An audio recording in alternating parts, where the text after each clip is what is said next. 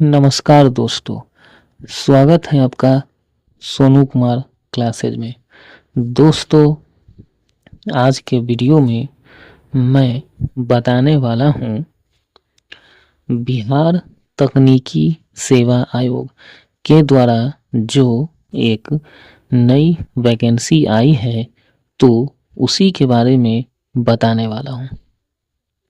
दोस्तों, वीडियो को शुरू करने से पहले आप लोगों से एक बात कहना चाहूँगा कि अभी तक अगर आपने इस चैनल को सब्सक्राइब नहीं किया है तो इस चैनल को सब्सक्राइब जरूर करिए, ताकि इस चैनल से रिलेटेड इम्पोर्टेंट नोटिफिकेशन आप लोगों को मिलता रहे। तो दोस्तों, वीडियो को शुरू करते हैं।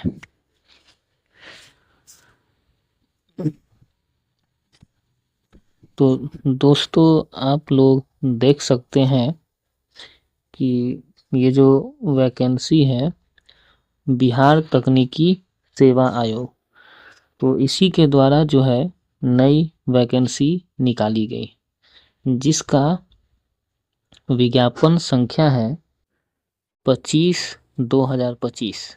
ठीक है। और दोस्तों, जिस पोस्ट के लिए ये वैकेंसी निकाली गई है, तो उस पोस्ट का नाम है कार्य निरीक्षक। ठीक है, कार्य निरीक्षक। ठीक है, तो आप लोग देख सकते हैं कार्य निरीक्षक के पदों पर नियुक्ति हेतु विज्ञापन। ठीक है, चलिए देखिए आगे क्या है।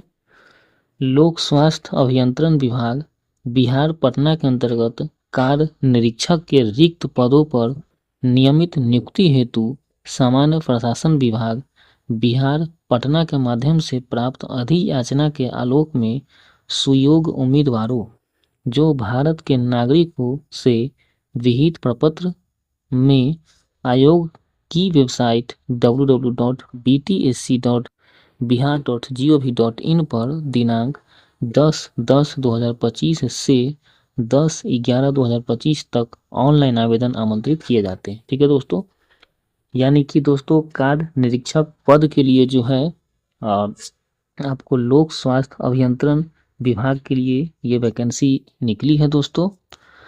तो इसमें जो है सो आप ऑनलाइन आवेदन कर सकते हैं ये वेबसाइट के माध्यम से, और इसका शुरू हो रहा है दोस्तों, डेट 10/10/2025 से शुरू है और अंतिम तिथि है 10/11/2025 तक। ठीक है, 10/10/2025 से शुरू है और लास्ट है 10/11/2025 तक आप ऑनलाइन आवेदन कर सकते हैं।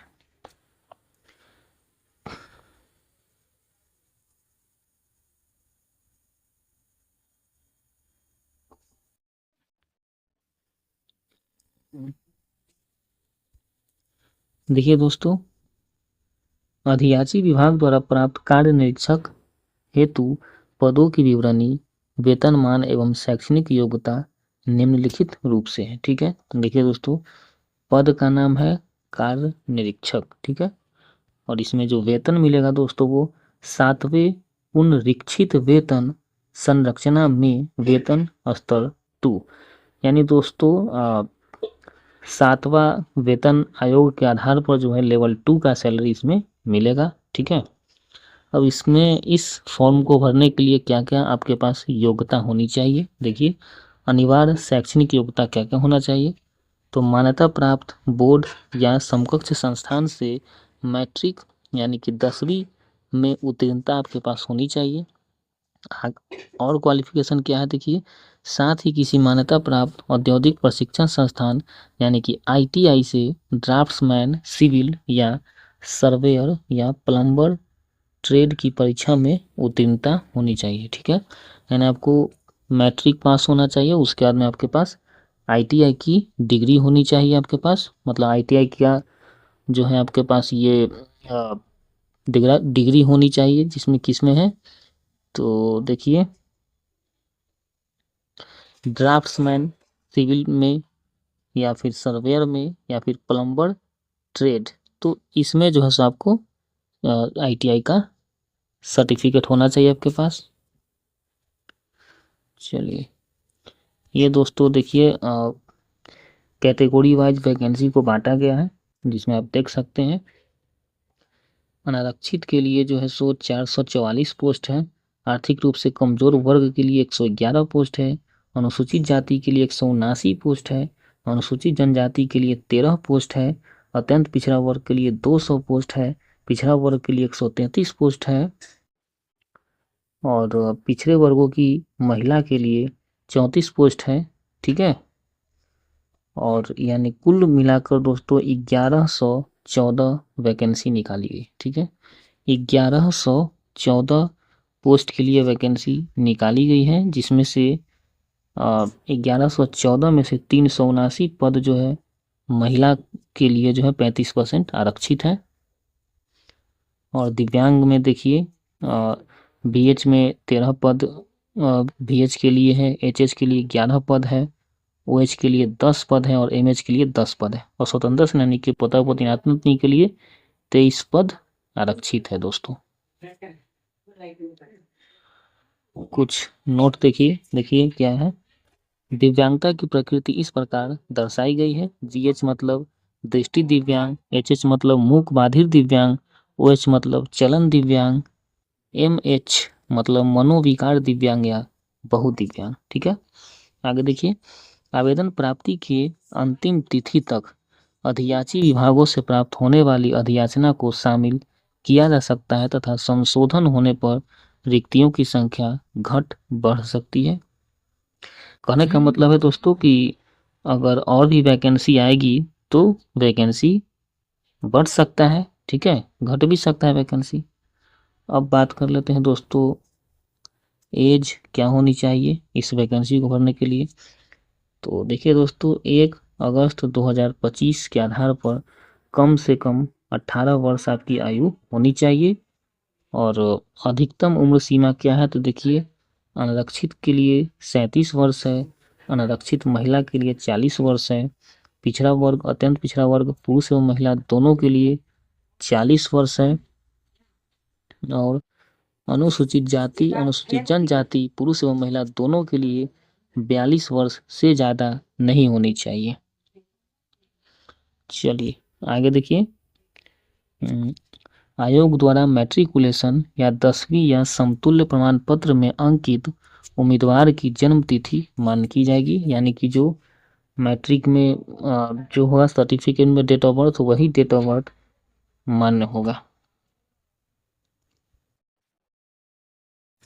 देखिए दोस्तों और भी इसमें है उम्र सीमा में छूट भी मिलेगा, जैसे सामान्य प्रशासन विभाग के संकल्प संख्या 962 दिनांक 22/1/2021 के आलोक में दिव्यांगों को अधिकतम उम्र सीमा में 10 वर्षों का छूट जो है अनुमान्य है।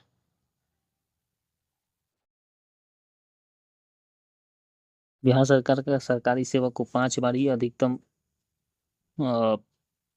एग्जाम वो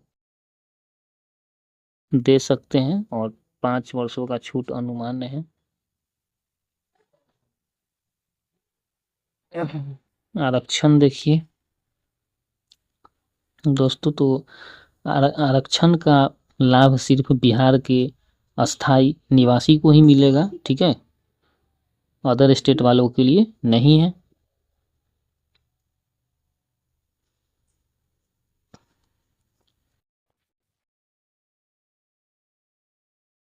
देखिए अनुसूचित जाति एवं अनुसूचित जनजाति के उम्मीदवार हैं तो उनको जाति प्रमाण पत्र और अस्थाई निवास प्रमाण पत्र जमा मतलब ये उनको ऑनलाइन अपलोड करना होगा। अगर कोई पिछड़ा वर्ग एवं अत्यंत पिछड़ा वर्ग के उम्मीदवार हैं तो उनको क्रीमी लेयर रहित प्रमाण पत्र लगेगा और आवासीय प्रमाण पत्र लगेगा उनको। अगर कोई आर्थिक रूप से कमजोर वर्ग के हैं तो उनको आय एवं परिसंपत्ति प्रमाण पत्र लगेगा, ठीक है, आय एवं परिसंपत्ति प्रमाण पत्र लगेगा और आवासीय प्रमाण पत्र लगेगा, ठीक है। एक चीज देखिए नोट कुछ है, देखिए केवल जाति प्रमाण पत्र के आधार पर पिछड़ा एवं अत्यंत पिछड़ा वर्ग के उम्मीदवारों को आरक्षण का लाभ दे नहीं होगा। ठीक है, केवल जाति प्रमाण पत्र के आधार पर पिछड़ा एवं अत्यंत पिछड़ा वर्ग के उम्मीदवारों को आरक्षण का लाभ दे नहीं होगा। देखिए, पिछड़ा एवं अत्यंत पिछड़ा वर्ग के सदस्यों हेतु क्रीमी लेयर रहित प्रमाण पत्र संलग्न करना अनिवार्य है। क्रीमी लेयर रहित प्रमाण पत्र से इतर अन्य जाति प्रमाण पत्र मान्य नहीं होगा। ठीक है, आगे देखिए, सामान्य प्रशासन विभाग की अधिसूचना संख्या 673 दिनांक 8/3/2011 के आलोक में महिला अभ्यर्थियों हेतु जाति, अनुसूचित जाति एवं अनुसूचित जनजाति के लिए एवं क्रीमी लेयर रहित प्रमाण पत्र पिछड़ा एवं अत्यंत पिछड़ा वर्ग हेतु पिता के नाम एवं पता सहित निर्गत होना अनिवार्य है। ठीक है, साथ ही इस प्रसंग में समान प्रशासन विभाग के पत्रांक 15/760 दिनांक 2/9/2022 के आलोक में भी कार्रवाई की जाएगी। ठीक है, आय एवं परिसंपत्ति संबंधी प्रमाण पत्र निर्गत किए जाने की तिथि से 1 वर्ष के लिए वैध माना जाएगा। देखिए दोस्तों, इसका मतलब क्या है?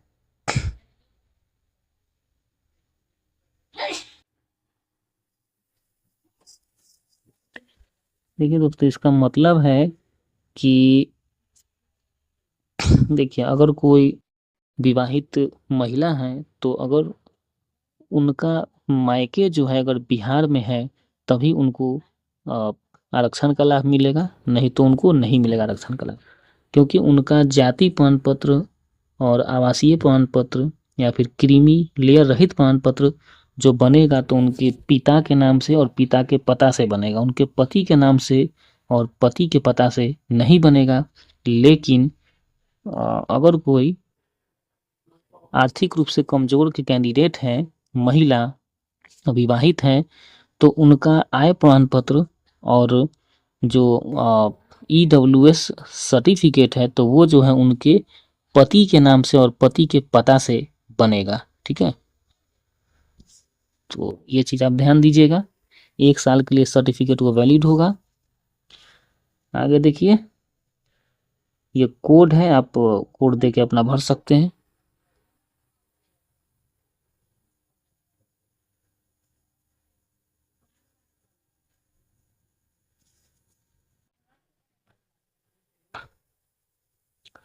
एक चीज देखिए दोस्तों, दिव्यांगता का दावा करने वाले अभ्यर्थियों के दिव्यांगता का जांच आयोग स्तर पर भी मेडिकल बोर्ड गठित कर पुनः किया जाएगा। ठीक है, आगे देखिए, बिहार राज्य के मूल निवासी बेंचमार्क दिव्यांगजन मात्र को ही क्षैतिज आरक्षण अनुमान कराया जाएगा। ठीक है,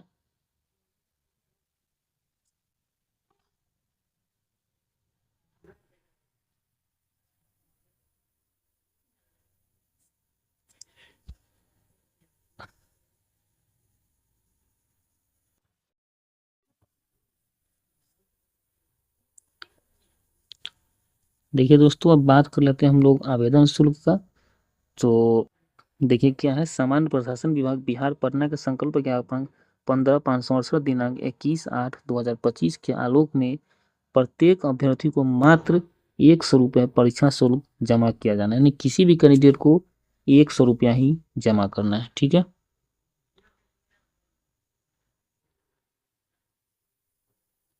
देखिए दोस्तों, चयन की प्रक्रिया क्या है? देखिए, कार्य निरीक्षक के पदों पर नियुक्ति प्रतियोगिता परीक्षा के आधार पर होगी। ठीक है, देखिए, लिखित प्रतियोगिता परीक्षा के आधार पर चयन हेतु अभ्यर्थियों की मेधा सूची निम्न प्रकार तैयार की जाएगी। देखिए, लिखित प्रतियोगिता परीक्षा जो यानी कंप्यूटर बेस्ड टेस्ट के लिए पूर्णांक यानी 100 अंक का होगा, ऑनलाइन एग्जाम होगा। ठीक है, देखिए, लिखित प्रतियोगिता परीक्षा आयोग सभी अभ्यर्थियों के लिए कंप्यूटर बेस्ड टेस्ट के माध्यम से लिखित प्रतियोगिता परीक्षा आयोजित करेगा। ठीक है, देखिए, परीक्षा का पाठ्यक्रम क्या होना चाहिए? देखिए, प्रतियोगिता परीक्षा के प्रश्न पत्र में कुल 100 प्रश्न होंगे, सभी प्रश्न ऑब्जेक्टिव होंगे। ठीक है, परीक्षा जो होगी दोस्तों 2 घंटे की होगी। ठीक है, 2 घंटों की होगी, कुल जो है 100 अंक के होंगे परीक्षा। ठीक है दोस्तों, आगे देखिए,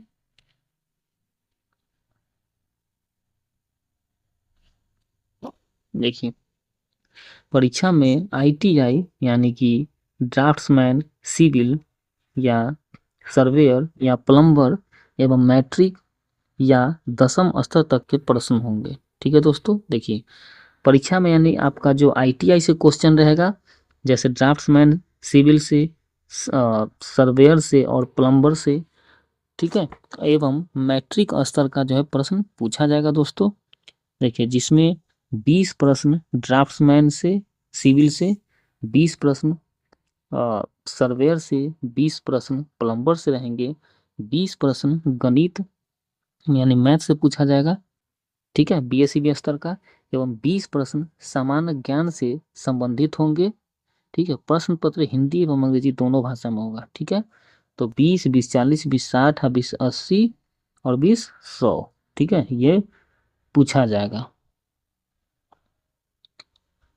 चलिए आगे देखिए, अधियाची विभाग द्वारा निर्धारित ITI यानी ड्राफ्ट्समैन सिविल या सर्वेयर या प्लम्बर स्तरीय तथा बिहार विद्यालय परीक्षा समिति द्वारा निर्धारित मैट्रिक या 10वीं स्तरीय पाठ्यक्रम के आधार पर प्रश्न पूछे जाएंगे। ठीक है, उक्त पाठ्यक्रम आयोग के वेबसाइट पर अलग से प्रकाशित किया जाएगा। ठीक है दोस्तों,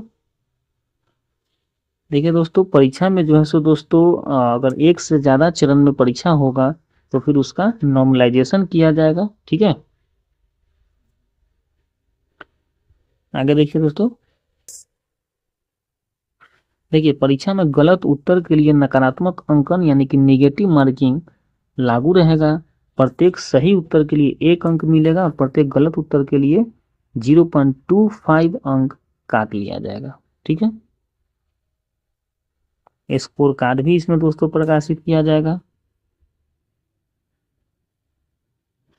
देखो दोस्तों, इस एग्जाम को आपको सबसे पहले क्वालिफाई करना होगा, उसके बाद जो है फिर आपको कट ऑफ पार करना होगा। इसमें मिनिमम समान वर्ग के लिए 40% अंक लाना होगा, पिछड़ा वर्ग के लिए 36.5% अंक लाना होगा, अत्यंत पिछड़ा वर्ग के लिए 34% एवं SC ST के कैंडिडेट के लिए और महिलाओं और जो दिव्यांग हैं उनके लिए 32% अंक लाना होगा कम से कम। ठीक है, आगे देखिए, नियमानुसार लिखित प्रतियोगिता परीक्षा में उत्तीर्ण यानी क्वालिफाइड अभ्यर्थियों को विज्ञापन के कंडिका में वर्णित प्रावधानुसार कोटि पर मेधा सूची तैयार कर दस्तावेज यानी डॉक्यूमेंट वेरिफिकेशन हेतु आमंत्रित किया जाएगा। ठीक है, डॉक्यूमेंट वेरिफिकेशन होगा। इसके बाद आगे देखिए, प्रतियोगिता परीक्षा में अभ्यर्थियों को अपने कोटि के अनुसार न्यूनतम अर्हतांक प्राप्त नहीं होने पर अभ्यर्थी का कोई भी दावा मान नहीं किया जाएगा। ठीक है, कुछ महत्वपूर्ण निर्देश है, देखिए आपके पास क्या क्या डॉक्यूमेंट होने चाहिए। ठीक है, फॉर्म भरने के समय और डॉक्यूमेंटेशन के समय देखिए, मैट्रिकुलेशन यानी कि 10वीं का अंक पत्र एवं मूल प्रमाण पत्र होना चाहिए। ठीक है, ITI draftsman civil surveyor plumber का अंक पत्र एवं मूल प्रमाण पत्र, औपबंधिक प्रमाण पत्र प्रोविजनल सर्टिफिकेट, जाति प्रमाण पत्र, क्रीमी लेयर रहित प्रमाण पत्र, आर्थिक रूप से कमजोर वर्ग का प्रमाण पत्र, अस्थायी निवास आवासीय प्रमाण पत्र, एक ही है दोनों।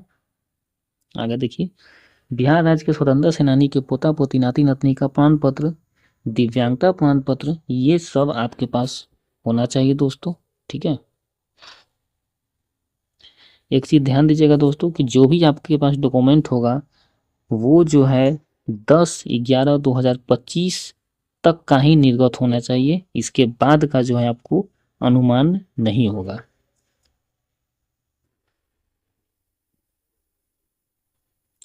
आगे देखिए, दस्तावेज सत्यापन यानी कि डॉक्यूमेंट वेरिफिकेशन के समय अभ्यर्थी द्वारा ऑनलाइन आवेदन में अपलोड किए गए सभी प्रमाण पत्रों अंक पत्रों को आयोग के वेबसाइट से डाउनलोड कर सत्यापन हेतु प्रस्तुत किया जाना है। अभ्यर्थियों को निर्देश है कि ऑनलाइन आवेदन में सुस्पष्ट एवं क्लियर दस्तावेज जो सही तरह से स्कैनर के माध्यम से स्कैन किया गया हो को अपलोड करेंगे। धुंधला, अस्पष्ट, काला, अपठनीय दस्तावेज प्रमाण पत्र अपलोड होने पर दस्तावेज सत्यापन यानी कि डॉक्यूमेंट वेरिफिकेशन के समय भी अभ्यर्थित्व समाप्त करने हेतु आयोग स्वतंत्र होगा। यानी कि आप जो डॉक्यूमेंट अपलोड करिएगा ऑनलाइन आवेदन देते समय वही डॉक्यूमेंट आपको जो है उससे डाउनलोड करके और तब ले जाना है आपको वेरिफिकेशन में, ठीक है।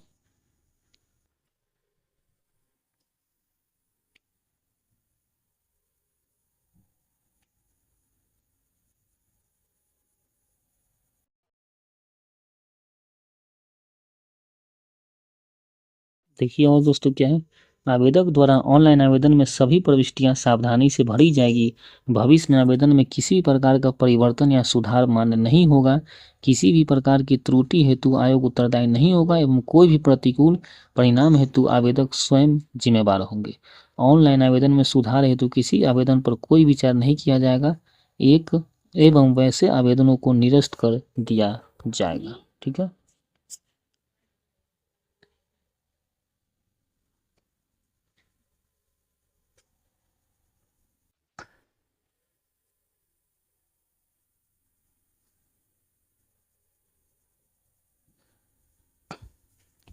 एक चीज ध्यान दीजिए दोस्तों, अभ्यर्थियों को निर्देश दिया जाता है कि वे कोई भी फर्जी या जाली प्रमाणपत्र के आधार पर उक्त आवेदन नहीं भरेंगे, अर्थात किसी भी स्तर के प्रमाण पत्र फर्जी पाए जाने पर उनकी अभ्यर्थिता रद्द कर दी जाएगी एवं उनके विरुद्ध कानूनी कार्रवाई की जाएगी, ठीक है।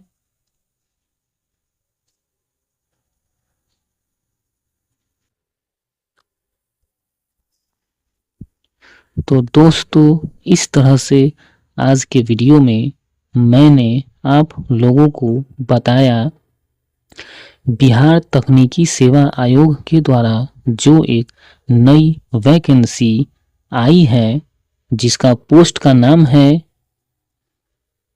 कार्य निरीक्षक।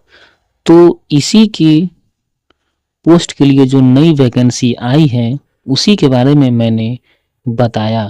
तो दोस्तों मिलते हैं फिर अगले वीडियो में, तब तक के लिए जय हिंद जय भारत।